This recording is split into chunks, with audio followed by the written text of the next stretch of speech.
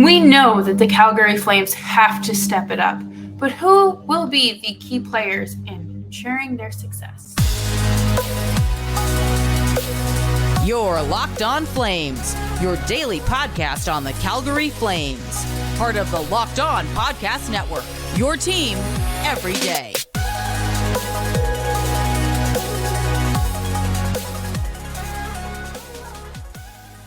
Well, hello everyone, and welcome to today's episode of Locked On Flames. As always, I am your host, Jessica Markstrom, and thank you so much for joining me as we continue to get closer and closer to the start of the season. You can subscribe to Locked On Flames wherever you get your podcasts, and of course, for free $99 on YouTube as well. Today, we're going to be talking about 3 to 4 pieces that will, kind of make or break this team, in my opinion. Right now, we're going to do make. We might revisit the break, but yes. So let's dive right into it. Make sure you're subscribed. We're here for you through the off season, 3 times a week, and then of course back into our daily content as the season starts.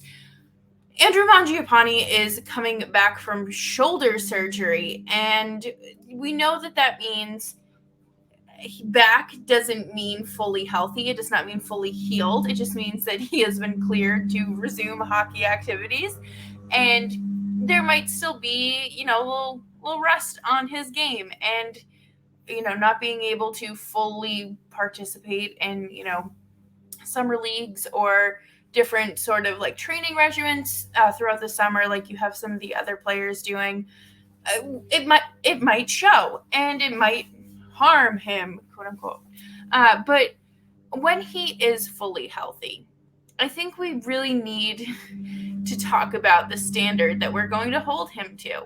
He has shown us that he is capable of scoring 20 plus goals. We see it. We've seen it really every season except last year. And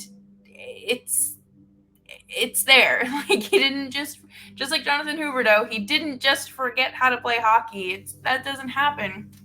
And with his contract being, an annual average value of $5.9 million, you need to hold him to that standard. I get it. He's a bread man. He's Andrew Mangiapane. Like, just eat bread. Like, he's a fun guy. But, like, at the same time, you can't just skate through and not be held accountable because you're a fan favorite. And I have said since the day I started hosting this podcast, no one is immune from criticism. What is it going to take for Andrew Mangiapane to elevate his game, to find that success again? What does it mean for his two-way game? I think that everyone knows that last season was just kind of unacceptable across the board. And last season he did have an uptick in assists, which is good, but that shows me there was a lack of confidence in his shooting. I think that the shoulder injury could be a factor in that. We don't know when it happened, so you can't exactly, chart and be like, that's the point right there.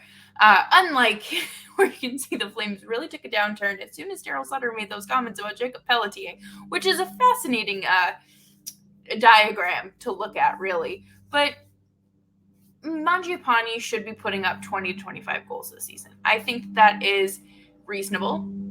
I think it is doable. I would say someone making that kind of money should be scoring that, amount of goals.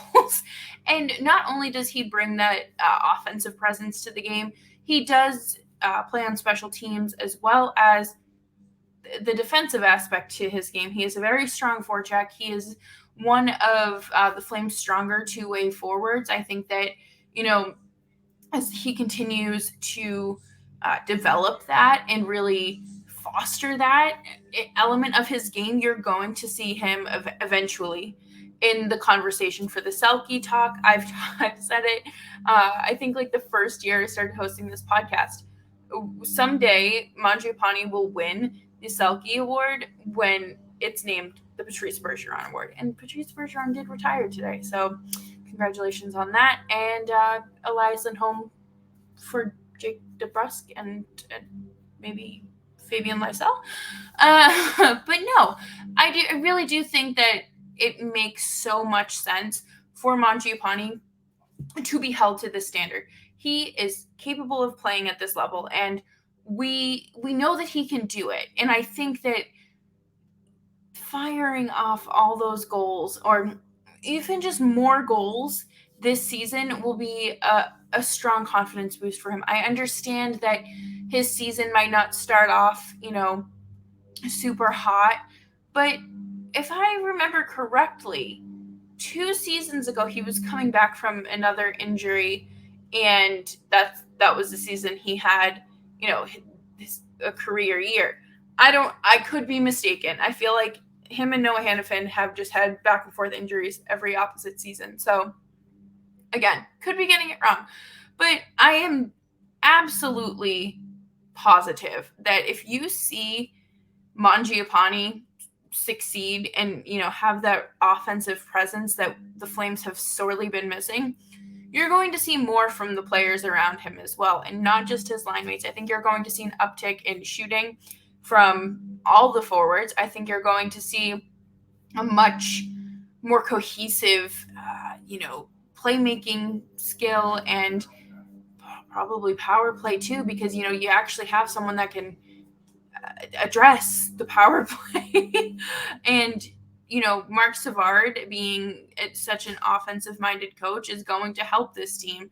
And I know everyone kind of talks about how, the players can only do so much. And that's true. But think about how a new coach with a different mindset can come in here and elevate these players. I think that Mangiapane is really the perfect candidate for a bounce back season, and someone that we really do need to get more out of this year. But coming up next, we are going to talk about the golden pair of defensemen in MacKenzie Weegar and Rasmus Andersson, 2 of the Flames' best players. But before we do that, I want to take a quick break and talk to you about Athletic Greens. Our next partner is AG1, the daily foundational nutritional supplement that supports whole body health. I gave AG1 a shot because I am someone that just needs vitamins because I live in the middle of nowhere. It's cold. I don't get sun. I want to keep my skin clear and want my brain to be fresh. I want to stay looking young, and I don't want to have to take a fistful of supplements. So AG1 is super easy. All you have to do is scoop 1 scoop in a glass of water once a day. I start my morning off with it because it's super easy to just drink while I'm getting, ready for work and packing my lunch and just gathering my life together before I head off to work. And it's just a really great way to start the day and, kind of give you a little health boost to punch you through. So if a comprehensive solution is what you need from your supplement routine, then try AG1 and get a free 1-year supply of vitamin D and 5 free AG1 travel packs with your first purchase. Go to drinkag1.com/NHL Network. That's drinkag1.com/NHL Network. Check it out. And if you need a reminder, it is in the show notes as well as on the screen on YouTube. I am very thankful that you are still here cruising through the off season with me here on Locked On Flames. I get it. It has been a very underwhelming off season for the Flames, really. To be entirely honest, I feel like this summer has been a wash. It has rained, it rained all of June. July has just been incredibly disgusting or raining. And I feel like hazy, gloomy, and just bleh would be a great way to, describe the Flames off season as well so far. But one bright thing that the Flames fans can look forward to, and really the Flames organization can look forward to, is the 1-2 punch of Rasmus Andersson and MacKenzie Weegar. Both of these players are integral pieces in your defensive core. We saw the Flames defense kind of take a step back last year. You were missing Oliver Kylington, who, again, played a really big part in, I believe, the penalty kill and then just regular 5-on-5 defense. And I do feel like Chris Tanev was not fully healthy. He's one of the UFAs that I feel like will either be flipped at the deadline or he's going to retire. I do think that. But anyways, that is a story for another day. You know that Rasmus Andersson is quarterbacking that first power play unit. And just like I talked about earlier in the show, you're going to see a different power play and special teams in general. I think that, these coaches are going to get creative and they're going to use these players and put them in, challenging situations, but ones that will benefit the team. And I think that if Hanifin is moved at some point during the season, you're going to need to put another defenseman out there on the power play. And I mean, Weegar could be that guy. I don't believe he played on the power play last season, if much at all. But it would be interesting to see him out there. And we know that this team just has to figure it out.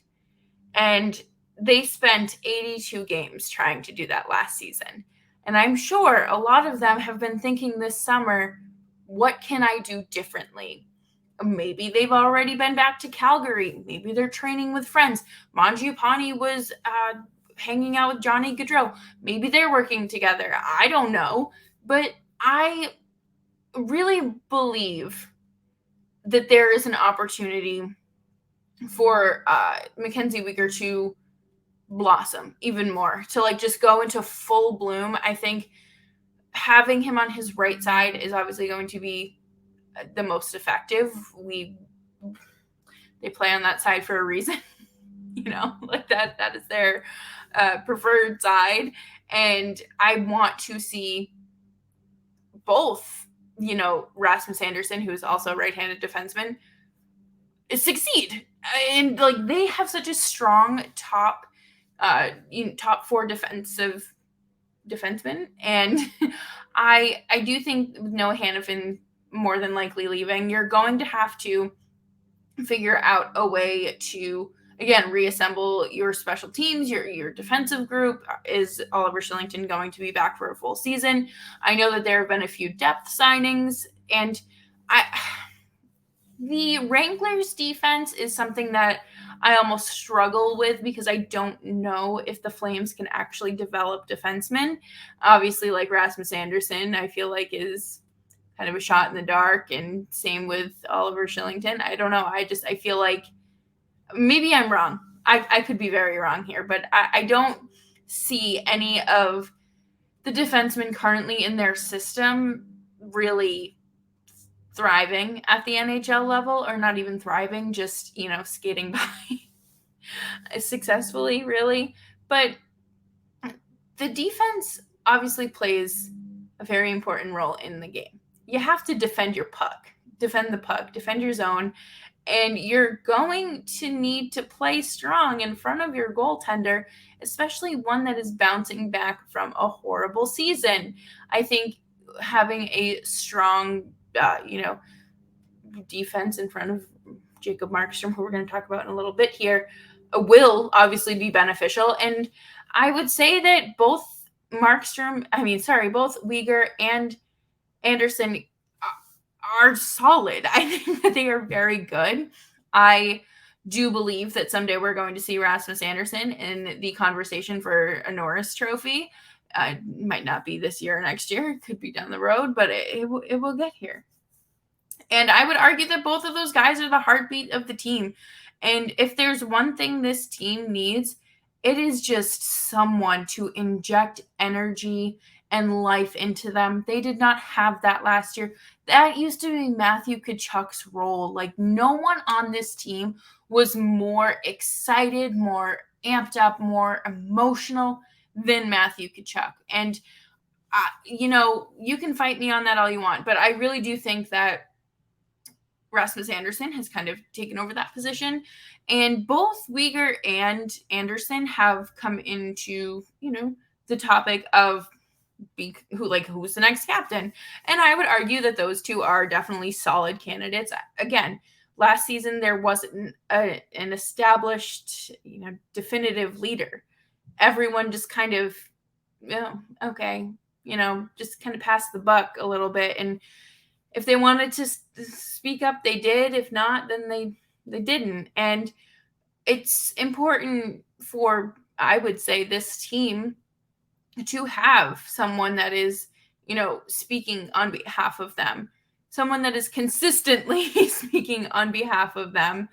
And the Flames just, again, I think the smoother the transition from the off season into camp is, the better things are going to go, obviously. But right now it is the end of July and they still haven't traded their 6 UFAs that they've wanted to get rid of or are looking to get rid of or sign to extensions. Like, there's a lot of uncertainty, and that's why I feel like I can't really talk about like roster construction, because we don't know.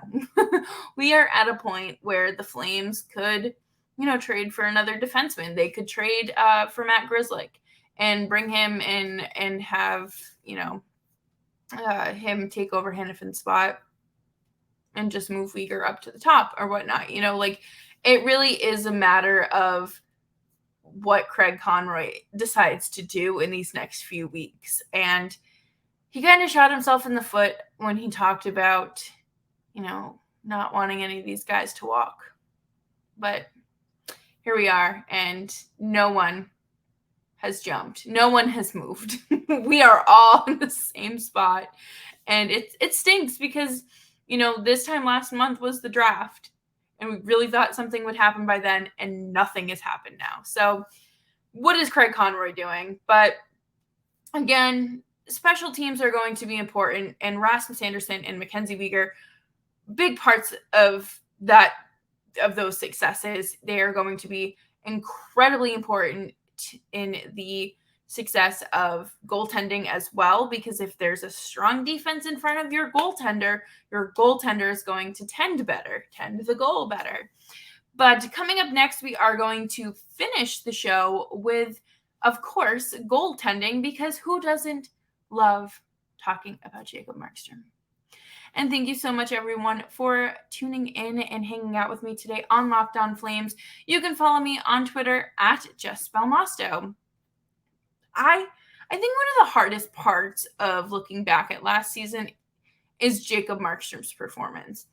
And not because, yes, because it was bad and like looking at the stats like nauseates me, but because of the expectations there were last season.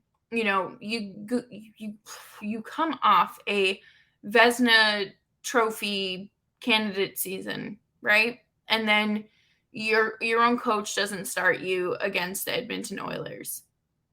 You kind of just fall into an immediate rut, and the hole just keeps getting deeper and deeper, and you can't crawl out of it.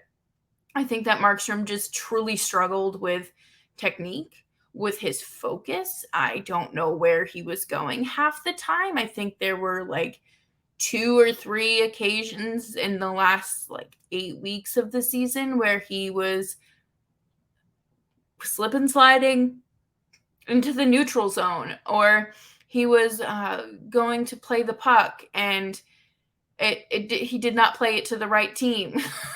And those are things that, you really have to watch out for with Markstrom. One thing that people, or I believe it was James Johnson and Audie on Barn Burner at the time, talked about how when Markstrom leaves his crease or when he starts to be a little mobile, that's when he's A, tired, or B, injured. Now, I don't know if there is much truth to that, what the data shows, but based on what I've seen, I would have to agree. And, you can't have holes in like Swiss cheese in your goaltending if you want to win. And Markstrom knows that. The team knows that. And I don't think that anyone holds themselves to a higher standard on the Flames than Jacob Markstrom. He could not stop a beach ball last season. I don't even know if he could catch like a toddler if that thing came flying at him. I really don't. And, we talk a lot about, you have to be the best of the best. And how the Flames some are just in the middle, and that soggy middle, just hanging out and not really getting better and not getting worse. But one thing they can get better at is goaltending. All you have to do is be league average. You just have to be average. We talk about it a lot on this show and how there are always going to be 5 goalies that are just out of this world, phenomenal, just not bad. They're going to be putting up stellar numbers. And Jacob Markstrom isn't going to be that goaltender all the time. He's not going to be that goalie year after year. He was very lucky to be that goaltender in 2021-22 or 2022-23, sorry. But it's going to take a lot for him to bounce back. I think that being in a better locker room will definitely help, because not only will he be in a better mindset, his coworkers will be as well. So, if your coworkers aren't out there distracted in front of you on the ice, probably going to help you a little bit more than they did last season. And we talked about it. There's really no point the special teams are going to be important regardless, but if you can keep that penalty kill strong, then again, you won't have as much pressure on your goalie, and it's not going to fall on Markstrom, or at least all of it's not going to fall on Markstrom. And I think that's a really big thing, because again, yes, goalies do play a factor into the game, but so does every other skater out there. Whether it's a fourth liner, your seventh defenseman slotting in because someone's sick, it could be the brand new guy, or really Jonathan Huberdeau. They all play different roles and have the capability of playing at the level of the NHL. So there's no excuse for continuous stinky play. I think, again, people should look at this year as a clean slate. You can't be comparing it to this year and to that year. This is a whole new mindset, because not only did your coach leave, you have a whole new coaching staff as well, because it wasn't just Sutter. It was Kirk Miller, and a bunch of other people too. And then, of course, you have Jerome McGinley coming in and Craig Conroy. So it wouldn't surprise me if players are looking at this a little more positively than they were 3 or 4 months ago.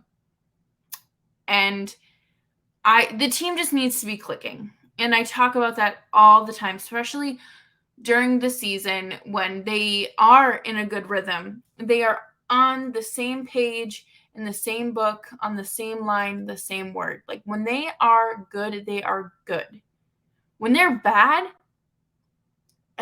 just shut the TV off and go for a walk, because you will feel so much better than having to watch that team.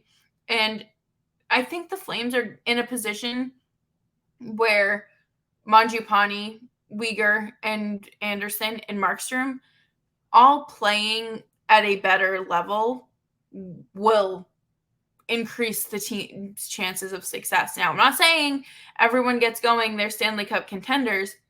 I'm saying that they probably make the playoffs if Mangiapane starts scoring again. Jacob Markstrom can stop a few extra goals, maybe. I think that's reasonable to say. And I really am interested to see how special teams are assembled, especially if Hanifin is moved. How are you going to do things? And I would love to hear from people that can assemble rosters, because I am too nice and think that players can do things that they probably can't. But that does it for today's episode of Locked On Flames. Thank you so much for tuning in and continuing to just be here with me and enjoying your Flames fandom. I think it's great to be here, and I'm very grateful for this show every single day. I was just talking with Brian Baston about it and how this show was a leap of faith for me, covering a team way outside of my market and comfort zone, and it's become really important to me. So thank you all for, making it part of your day, whether, you only listen occasionally or you listen every day. It means a lot. And make sure that you are subscribed to the show wherever you get your podcasts, and of course on YouTube as well. Turn on the little notification button. You can follow me on Twitter and Threads at Just Belmosto. It's right on the screen. And of course, you can follow Locked On Flames on Instagram, Locked On Flames, and then on Twitter at LO_FlamesPod. And until tomorrow, we're bringing you a good episode tomorrow. It's going to be 5 questions from the Nashville Predators. Enjoy.